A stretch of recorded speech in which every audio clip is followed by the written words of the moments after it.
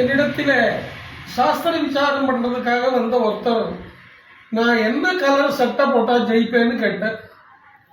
சில பேர் ஒயிட் மட்டும் போடுவா, ஒரு சில பேர் மஞ்சள் அதாவது ஐவரி மட்டும் போடுவா, சில பேர் ஸ்டைஃப்டு கட்டாங்கட்டான் சட்டு தான் நிறைய போடுவா, சில பேர் பிளைன் போடுவா.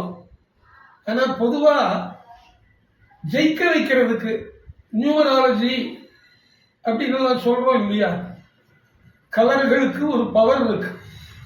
7 கிழமைக்கு 7 கலர்.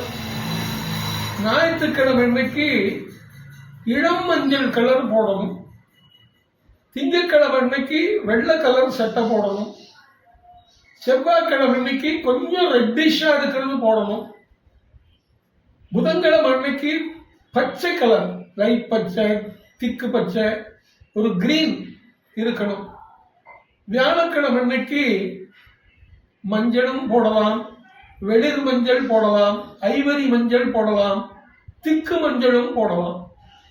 வெள்ளிக்கிழமை அன்னைக்கு வெண்பட்டு ரொம்ப நல்லது, ஒயிட்டே வச்சுக்கலாம், வேற கலர் வேண்டாம். சனிக்கிழமை அன்னைக்கு ப்ளூ கலர் போடணும், கருப்பு கலர் சட்டை என்னைக்கும் போடக்கூடாது. அது சனிக்கிழமை அன்னைக்கு லைட் ப்ளூ, திக் ப்ளூ, நேவி ப்ளூ போட்டுக்கலாம். இந்த மாதிரி 7 நாளைக்கு 7 கலர்ல சட்டை வாங்கி வச்சுட்டு சட்டை போடுறதா இருக்கா. ஆனா பொதுவா அவாவா நட்சத்திரம், ஒரு நட்சத்திரம் இருக்குன்னா அந்த நட்சத்திரத்தின் அதிபதி, உதாரணமா இப்போ உத்தரம்னு சொல்றா, உத்தராடம்னு சொல்றா, அவளுக்கெல்லாம் சூரியன். அப்ப சூரியனுக்கு சொன்ன கலர் வச்சுக்கணும். சில பேர் ஆயில்யம், கேட்டை, ரேவதிம்பா, அவ பச்சை கலர் சட்டை போடணும். அந்தந்த நட்சத்திரப்படியும் சட்டை போடலாம், கிழமைக்கு தகுந்தபடியும் சட்டை போடலாம்.